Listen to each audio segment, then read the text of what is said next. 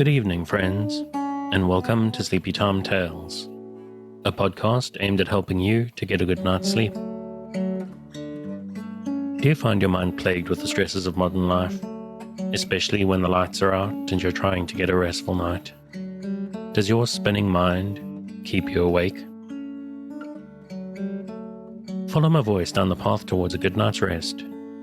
Listen to me tell a story that will keep your mind from wandering to your daytime problems, the ones you can't solve right now, and will be easier to solve while rested.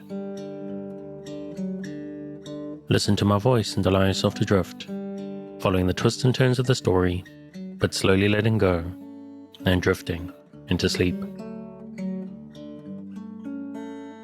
Before we get on with the show, I'd like to take a couple of minutes to thank everyone who has been listening to the show since it started back in 2019. The people who have listened, shared, and supported the show in many wonderful and kind ways. This podcast is still around, thanks to you. What I'd really like to ask for at this time of year when people are often stressed out, we've just had the holiday season and the new year, and people can be very busy with the business of celebration. I'd like to ask for you to spread the word. There are a lot of people out there struggling to sleep, so if someone you know is cranky and listless thanks to their struggles, just tell them about Sleepy Time Tales.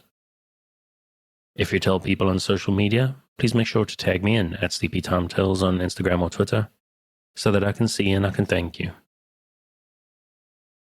Big shout out to listener Aditi, who has been listening for a long time and has spread the word to friends and family.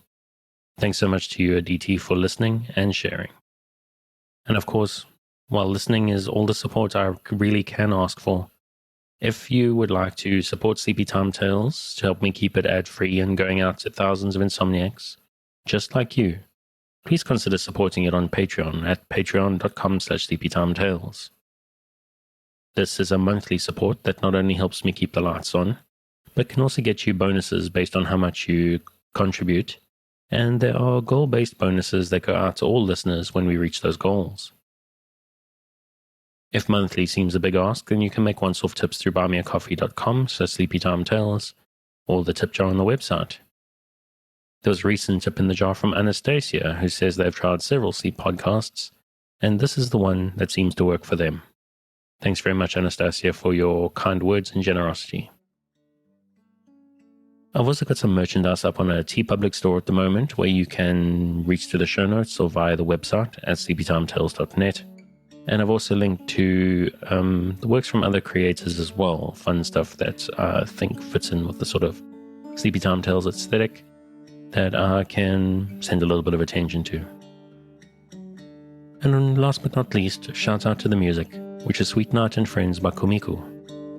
Their music is available on their website at loyaltyfreakmusic.com. Thanks for your time. Let's get back to the show. So what exactly is Sleepy Time Tales?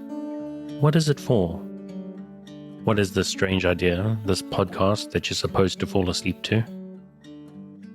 But lack of sleep is a health crisis in the 21st century, and this is a podcast that is intended to help those that it can to get a restful night. Do you find yourself lying awake at night, mind spinning and emotions in turmoil with anxieties of 21st century life? Do you wake up in the middle of the night and find yourself not quite able to doze back off at 3 a.m.? I'm here to help.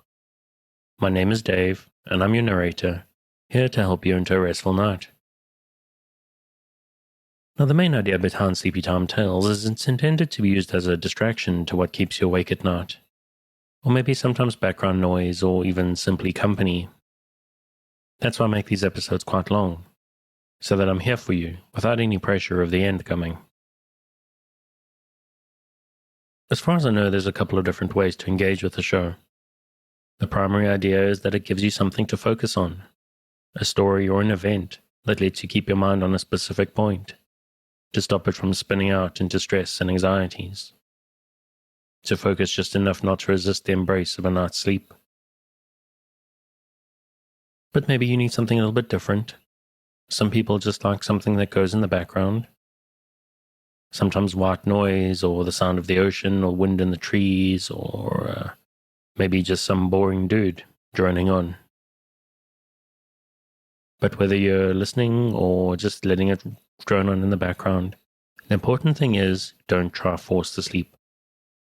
Just keep a light mental grip on the thread of the story and allow the need for sleep to come for you.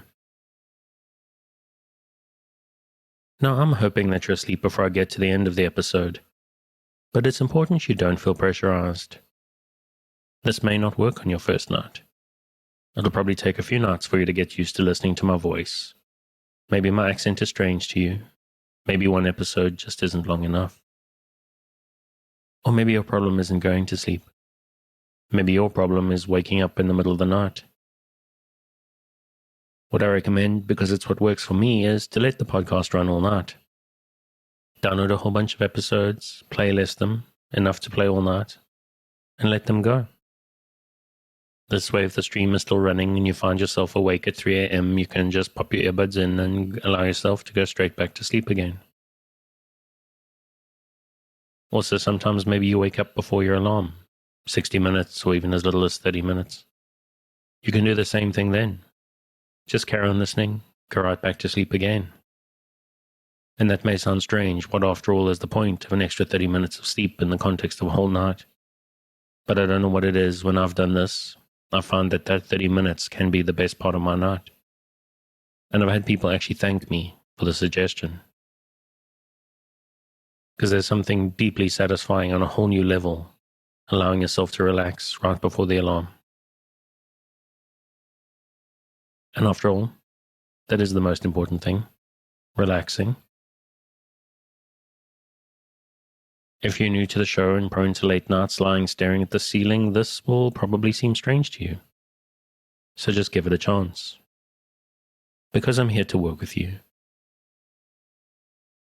To create a safe space, a cocoon in which you can curl up and allow nature to take its course.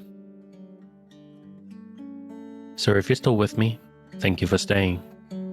If you're ready to sleep, we'll chat again soon. And of course, you aren't hearing me, except maybe in a dream. This week, we return to Pellucidar by Edgar Rice Burroughs. Chapter 4. Friendship and Treachery. The Sari proved a most erratic craft. She might have done well enough upon a park lagoon if safely anchored, but upon the bosom of a mighty ocean she left much to be desired. Sailing with the wind she did her best, but in quartering or in close hauled she drifted terribly, as a nautical man might have guessed she would. We couldn't keep within miles of our course, and our progress was pitifully slow. Instead of making for the island of Anarok, we bore far to the right, until it became evident that we should have to pass between the two right-hand islands, and attempt to return toward Anarok from the opposite side. As we neared the islands, Perry was quite overcome by their beauty. When we were directly between two of them, he fairly went into raptures. Nor could I blame him. The tropical luxuriance of the foliage that dripped almost to the water's edge, and the vivid colors of the blooms that shot the green, made a most gorgeous spectacle. Perry was right in the midst of a flowery panegyric on the wonders of the peaceful beauty of that scene, when a canoe shot out from the nearest island. There were a dozen warriors in it. It was quickly followed by a second and third. Of course, we couldn't know the intentions of the strangers, but we could pretty well guess them. Perry wanted to man the sweeps and try to get away from them, but I soon convinced him that any speed of which the Sari was capable would be far too slow to outdistance the swift, though awkward dugouts of the Mesops. I waited until they were quite close enough to hear me, and then I hailed them. I told them we were friends of the Mesops, and that we were upon a visit to Jar of Anarok, to which they replied that they were at war with Jar, and that if we would wait a minute, they'd board us and throw our corpses to the Azdariths. I warned them that they would get the worst of it if they didn't leave us alone, but they only shouted in derision and paddled swiftly towards us. It was evident they were considerably impressed by the appearance and dimensions of our craft. But as these fellows know no fear, they were not at all awed. Seeing that they were determined to give battle, I leaned over the rail of the Sari and brought the Imperial Battle Squadron of the Emperor of Pellucidar into action for the first time in the history of a world. In other and simpler words, I fired my revolver at the nearest canoe. The effect was magical. A warrior rose from his knees, threw his paddle aloft, stiffened into rigidity for an instant, and then toppled overboard. The others ceased paddling, and with wide eyes looked first at me and then at the battling sea things which fought for the remains of their comrade. To them it must have seemed a miracle that I should be able to stand at twice the range of the most powerful javelin thrower, and with a loud noise and a smudge of smoke, slay one of their number with an invisible missile. But only for an instant were they paralyzed with wonder. Then with savage shouts they fell once more to their paddles and forged rapidly towards us. Again and again I fired. At each shot a warrior sank to the bottom of the canoe or tumbled overboard.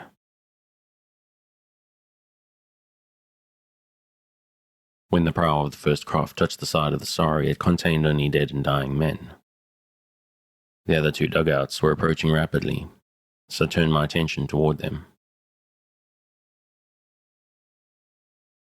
I think they must have been commencing to have some doubts, for when the first man fell in the second boat, the others stopped paddling and commenced to jabber among themselves. The third boat pulled up alongside the second, and its crews joined in the conference. Taking advantage of the lull in the battle, I called out to the survivors to return to their shore. "I have no fight with you," I cried, and then I told them who I was, and added that if they would live in peace, they must sooner or later join forces with me.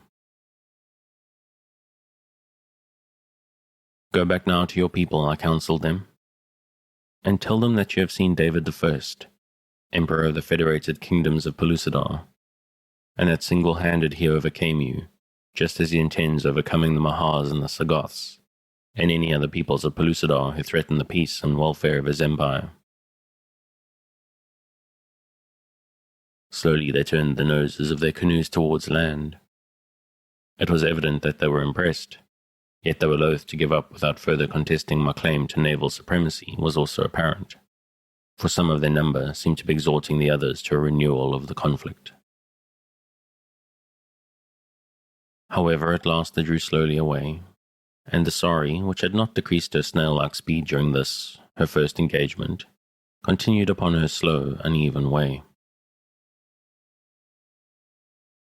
Presently Perry stuck his head up through the hatch and hailed me. "Have the scoundrels departed?" he asked. "Have you killed them all?" "Those whom I failed to kill have departed, Perry," I replied. He came out on deck and, peering over the side, descried the lone canoe, floating a short distance astern with its grim and grisly freight. Further, his eyes wandered to the retreating boats. "David," said he at last, "this is a notable occasion. It is a great day in the annals of Pellucidar. We have won a glorious victory. Your Majesty's navy has routed a fleet of enemy thrice its own size, manned by 10 times as many men. Let us give thanks." I could scarce restrain a smile at Perry's use of the pronoun "we," yet I was glad to share the rejoicing with him, as I shall always be glad to share anything with the dear old fellow. Perry is the only male coward I have ever known whom I could respect and love. He was not created for fighting, but I think that if the occasion should ever arise, where it become necessary, he would give his life cheerfully for me. Yes, I know it. It took us a long time to work around the islands and draw in close to Anarok. In the leisure afforded, we took turns working out our map, and by means of a compass and a little guesswork, we set down the shoreline we had left, and the 3 islands with fair accuracy. Crossed sabers marked the spot where the first great naval engagement of a world had taken place. In a notebook we jotted down, as had been our custom, details that would be of historical value later.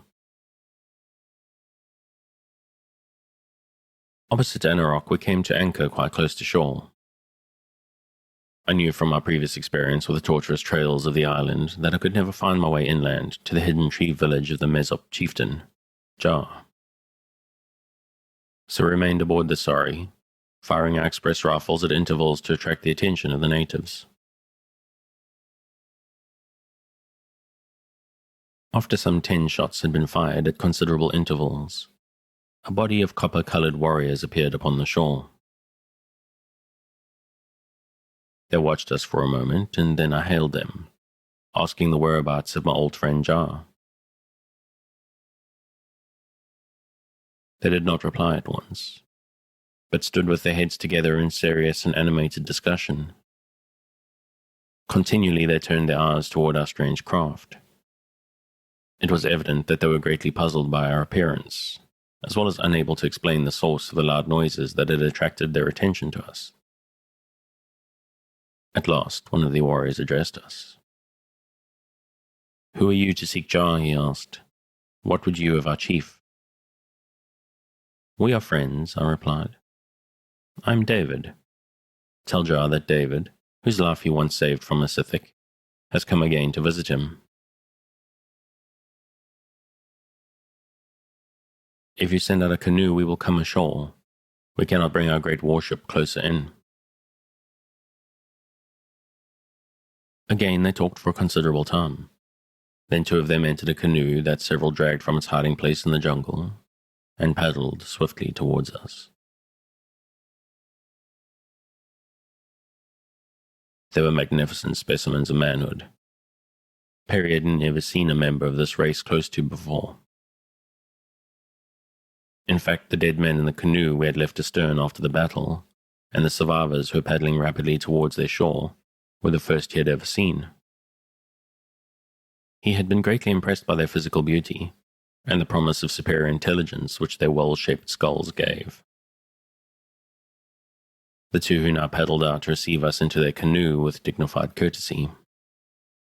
To my inquiries relative to Jar, they explained that he had not been in the village when our signals were heard, but that runners had been sent out after him, and that doubtless he was already upon his way to the coast.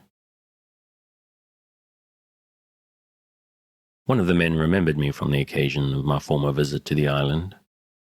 He was extremely agreeable the moment that he came close enough to recognize me. He said that Jar would be delighted to welcome me, and that all the tribe of Anarok knew of me by repute, and had received explicit instructions from their chieftain that if any of them should ever come upon me, to show me every kindness and attention.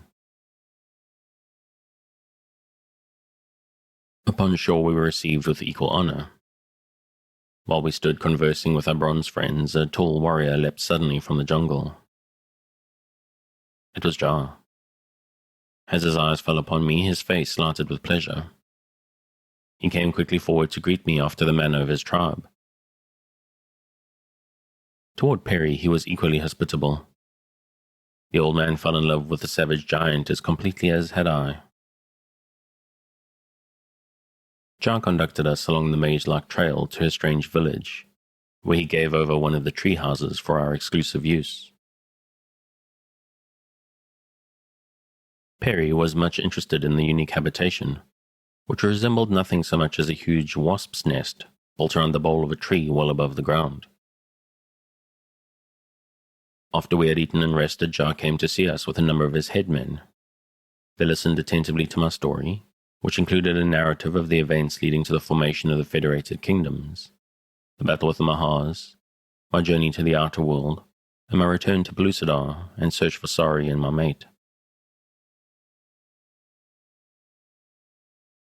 Jar told me that the Mesops had heard something of the Federation and had been much interested in it. He had even gone so far as to send a party of warriors towards Sari to investigate the reports, and to arrange for the entrance of Anarok into the Empire, in case it appeared there was any truth in the rumors, that one of the aims of the Federation was the overthrow of the Mahars.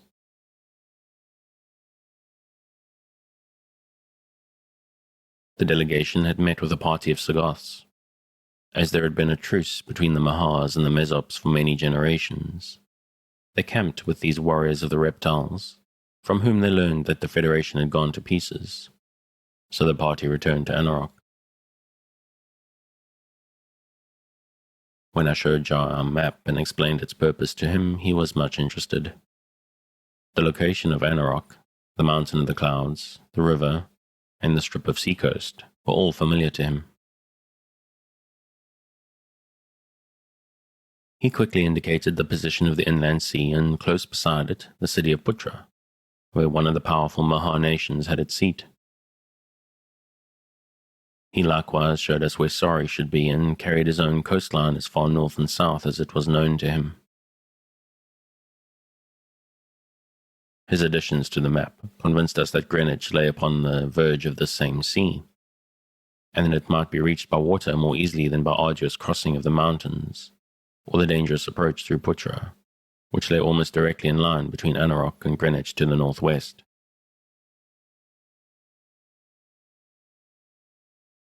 If Sari lay upon the same water, then the shoreline must bend far back towards the southwest of Greenwich, an assumption which, by the way, we found later to be true. Also, Sari was upon a lofty plateau at the southern end of a mighty gulf of the great ocean. The location which Jar gave to distance Amos puzzled us, for it placed it due north of Greenwich, apparently in mid-ocean. As Jar had never been so far and knew only of Amos through hearsay, we thought he must be mistaken, but he was not. Amos lies directly north of Greenwich, across the mouth of the same gulf that upon which Sari is.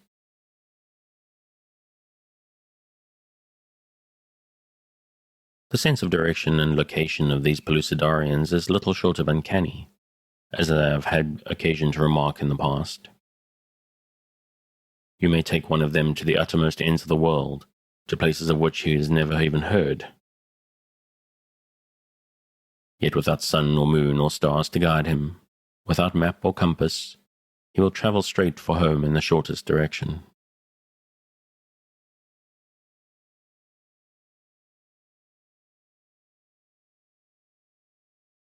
Mountains, rivers, and seas may have to be gone around, but never once does his sense of direction fail him. The homing instinct is supreme. In the same remarkable way, they never forget the location of any place to which they have ever been, and know that of many of which they have only heard from others who have visited them. In short, each Pellucidarian is a walking geography of his own district, and of much of the country contiguous thereto. It always proved of the greatest aid to Perry and me. Nevertheless, we were anxious to enlarge our map, for we at least were not endowed with the homing instinct. After several long councils, it was decided that in order to expedite matters, Perry should return to the Prospector with a strong army of Mesops, and fetch the freight I had brought from the outer world. Jar and his warriors were much impressed by our firearms, and were also anxious to build boats with sails. As we had arms at the Prospector and also books on boat building, we thought it might prove an excellent idea to start these naturally maritime people upon the construction of a well-built navy of staunch sailing vessels. I was sure that with definite plans to go by, Perry could oversee the construction of an adequate flotilla. I warned him, however, not to be too ambitious, and to forget about dreadnoughts and armored cruisers for a while, and build instead a few small sailing boats that could be manned by 4 or 5 men.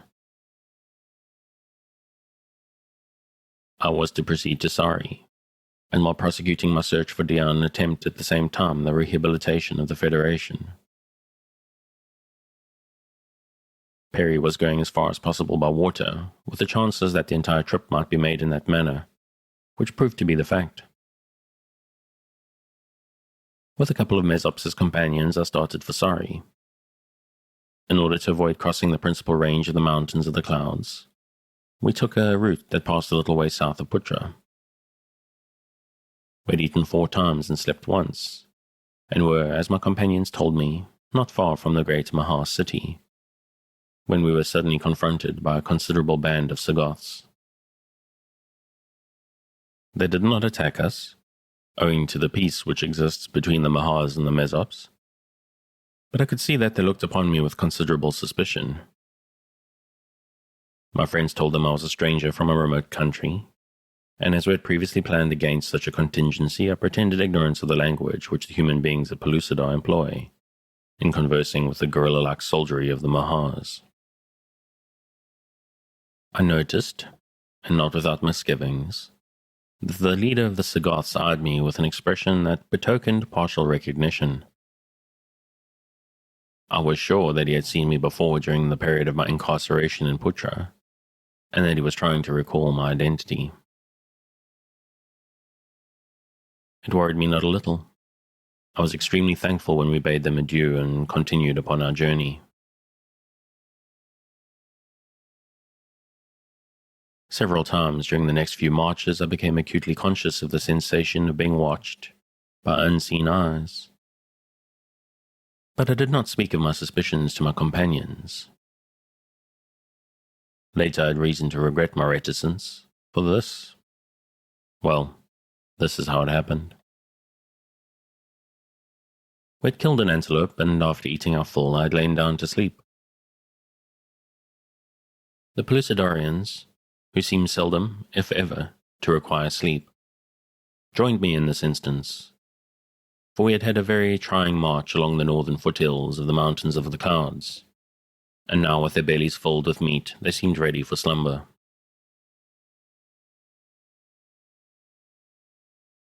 When I awoke, it was with a start, to find a couple of huge Sagoths astride me. They pinioned my arms and legs and later chained my wrists behind my back. Then they let me up. I saw my companions. The brave fellows lay dead where they had slept, javelined to death without a chance at self-defense. I was furious. I threatened the Sagoth leader with all sorts of dire reprisals, but when he heard me speak the hybrid language that is the medium of communication between his kind and the human race of the inner world, he only grinned, as much to say, I thought so.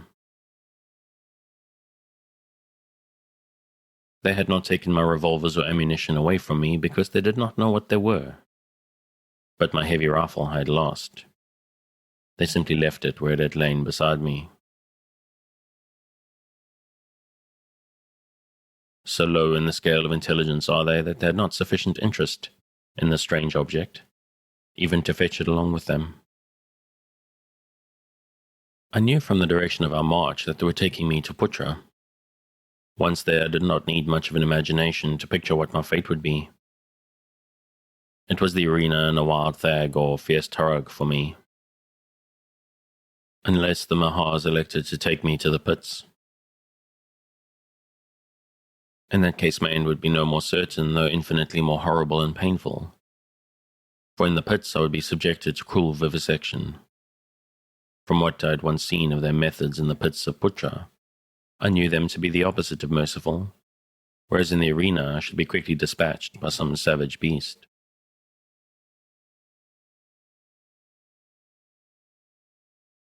Arrived at the underground city, I was immediately taken before a slimy Mahar.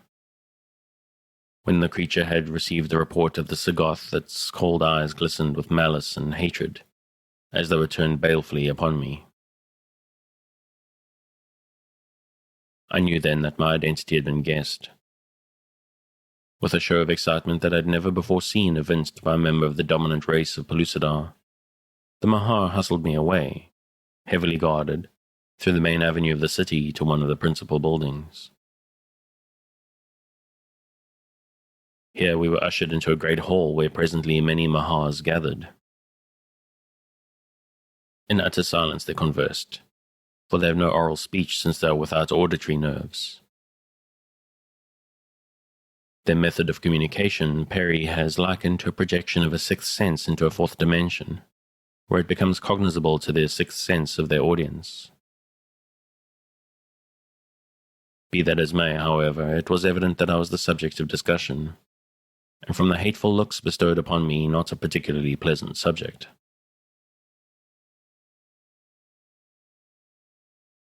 How long I waited for their decision I do not know, but it must have been a very long time.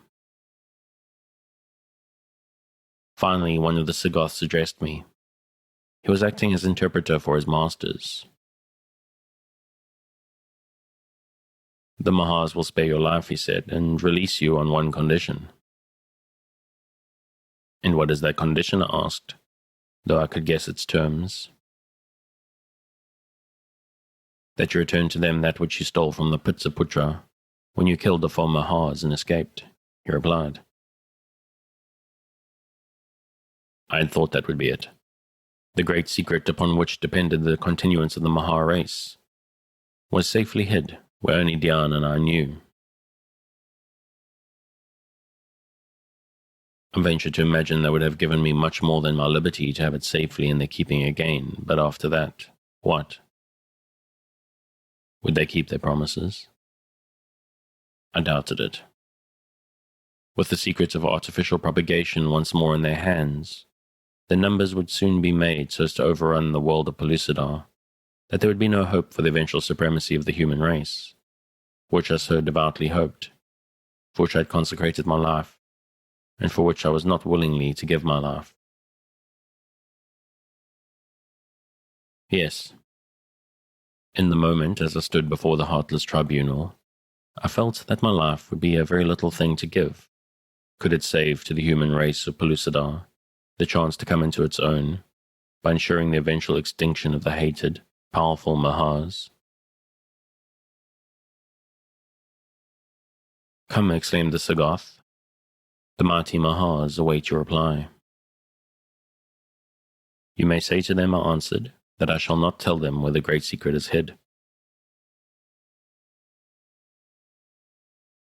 When this had been translated to them, there was a great beating of reptilian wings, gaping of sharp-fanged jaws, and hideous hissing. I thought they were about to fall upon me on the spot, so I laid my hands upon my revolvers. But at length they became more quiet, and presently transmitted some command to my Sagoth guard, the chief of which laid a heavy hand upon my arm, and pushed me roughly before him from the audience chamber.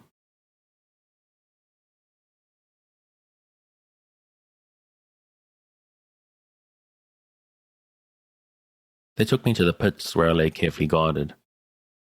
I was sure that I was to be taken to the vivisection laboratory, and it required all my courage to fortify myself against the terrors of so fearful a death. In Pellucidar, where there is no time, death agonies may endure for eternities. Seemingly, I had to steel myself against an endless doom which now stared me in the face. Chapter 5. Surprises. But at last the allotted moment arrived, the moment for which I had been trying to prepare myself, for how long I could not even guess. A great Sagoth came and spoke some words of command to those who watched over me. I was jerked roughly to my feet and with little consideration hustled upwards towards the higher levels. Out into the broad avenue they conducted me, where amid huge throngs of Mahars, Sagoths, and heavily guarded slaves, I was led, or rather pushed and shoved roughly, along the same direction that the mob moved.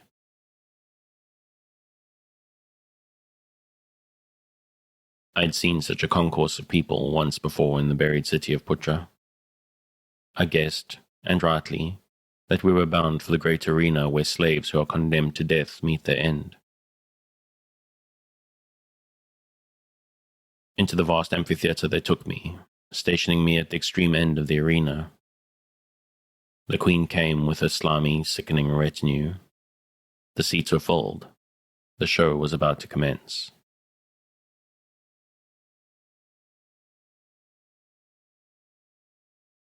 Then, from a little doorway in the opposite end of the structure, a girl was led into the arena. She was at a considerable distance from me. I could not see her features.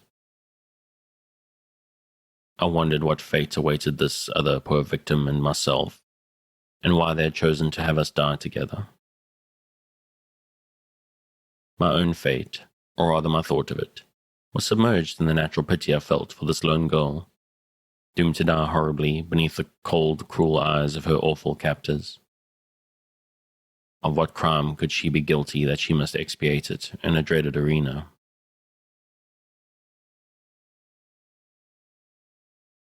As I stood thus thinking, another door, this time at one of the long sides of the arena, was thrown open, and into the theatre of death slunk a mighty Turug, the huge cave tiger of the Stone Age. At my sides were my revolvers. My captors had not taken them from me because they did not yet realize their nature. Doubtless they thought them some strange manner of war club, and those who are condemned to the arena are permitted weapons of defense. They let me keep them. The girl led armed with a javelin. A brass pin would have been almost as effective as against the ferocious monster they'd loosed upon her. The Turug stood for a moment, looking about him. First up at the vast audience, then about the arena. He did not seem to see me at all, but his eyes fell presently upon the girl. A hideous roar broke from his titanic lungs. A roar which ended in a long-drawn scream that is more human than the death cry of a woman. More human, but more awesome. I could scarce restrain a shudder. Slowly the beast turned and moved towards the girl. It was then that I came to myself and to a realization of my duty. Quickly and as noiselessly as possible I ran down the arena in pursuit of the creature. As I ran, I drew one of my pitifully futile weapons. But could I have but had my lost express gun in my hands at that moment? A single well-placed shot would have crumbled even this great monster. The best I could hope to accomplish was to divert the thing from the girl to myself, and then to place as many bullets as possible in it, before it reached and mauled me into insensibility and death.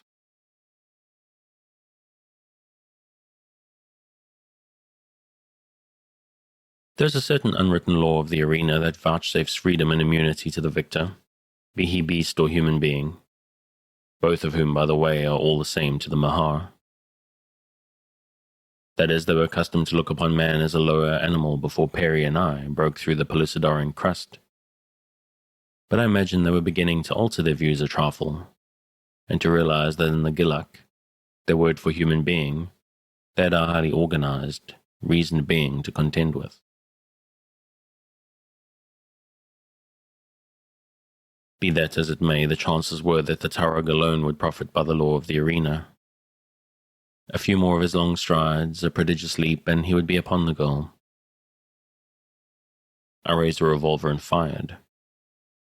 The bullet struck him in the left hind leg. It couldn't have damaged him much, but the report of the shot brought him round, facing me.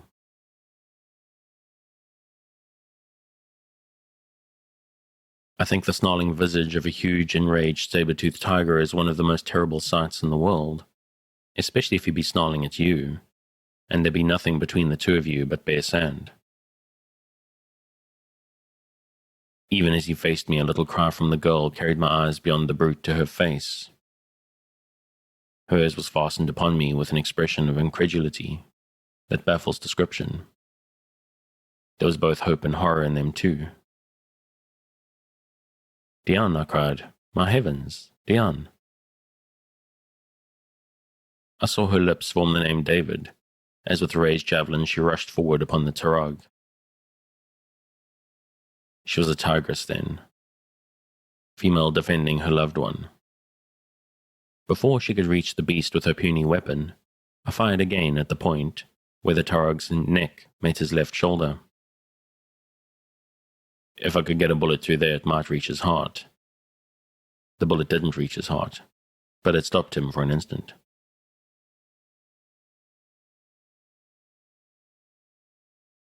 It was then that a strange thing happened.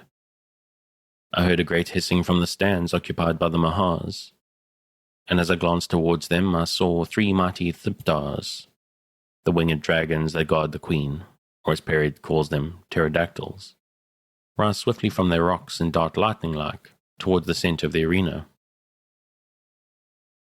They are huge, powerful reptiles.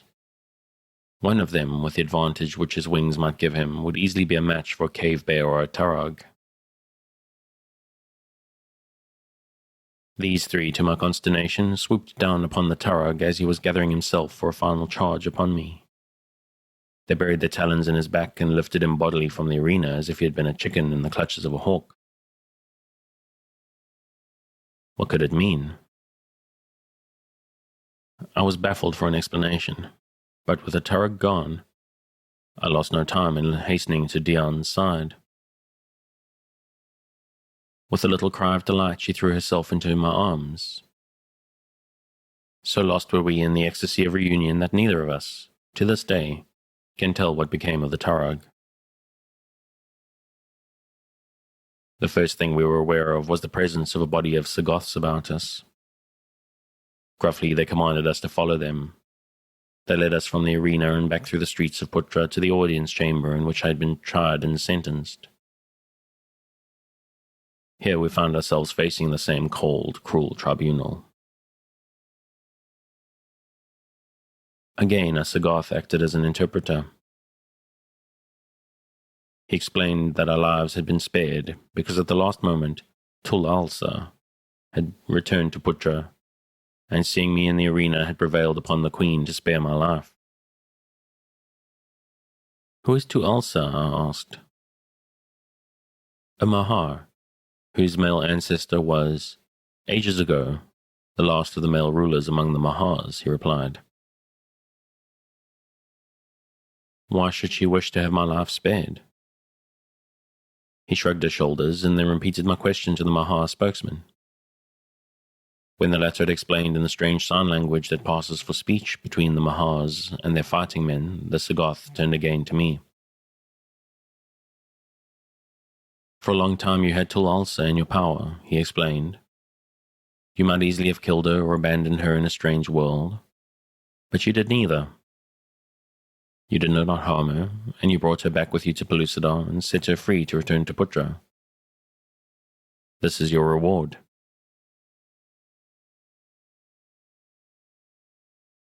Now I understood.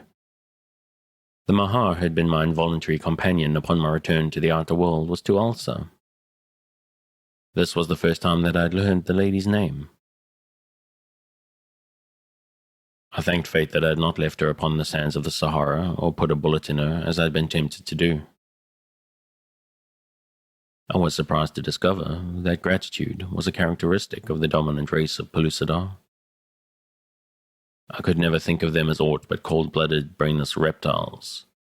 The Peri had devoted much time in explaining to me that owing to a strange freak of evolution among all the genera of the inner world, this species of the reptilia had advanced to a position quite analogous to that which man holds upon the outer crust.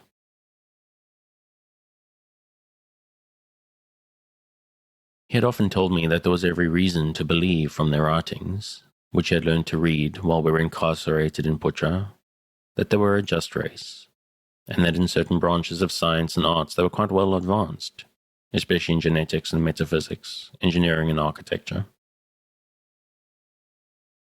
While it had always been difficult for me to look upon these things as other than slimy, winged crocodiles, which, by the way, they did not at all resemble, I was now forced to a realization of the fact that I was in the hands of an enlightened creatures, for justice and gratitude are certain hallmarks of rationality and culture. But what they purposed of us further was of most imminent interest to me. They might save us from the Tarag and yet not free us. They looked upon us yet, to some extent, I knew, as creatures of a lower order, and so we were unable to place ourselves in the position of the brutes we enslave, thinking that they are happier in bondage than in free fulfillment of the purposes for which nature intended them. The Mahars, too, might consider our welfare better conserved in captivity than among the dangers of the savage freedom we craved. Naturally, I was next impelled to inquire their further intent. To my question put through the Sagoth interpreter, I received the reply that, having spared my life, they considered that Tu Alsa's debt of gratitude was cancelled. They still had against me, however, the crime of which I had been guilty, the unforgivable crime of stealing the great secret. They therefore intended holding Diane and me prisoners until this manuscript was returned to them.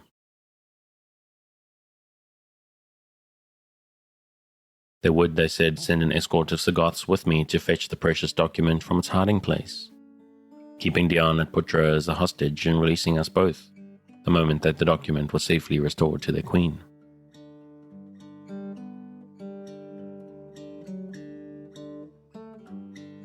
There was no doubt but that they had the upper hand. However, there was so much more at stake than the liberty, or even the lives of Diane and myself, that I did not deem it expedient to accept their offer without giving the matter careful thought. And after that little bit of excitement, and on a slightly more thoughtful tone, I think I'm going to leave it there for tonight. As always, if you'd like to pick up where I've left off, you can find Pellucidar on Project Gutenberg at the link in the show notes. Thanks again for joining me on this episode of Sleepy Time Tales, the podcast designed around a bedtime story to help you get a restful night. New episodes are released every Sunday night to give you something fresh to help you rest in a new week. But make sure to subscribe in whatever service you use so that you get new episodes whenever they come out. A reminder that the music for tonight is Sweet Night and Friends by Kumiku. Check out more of their work on their website, which you'll find linked in the show notes. Good night, and sweet dreams.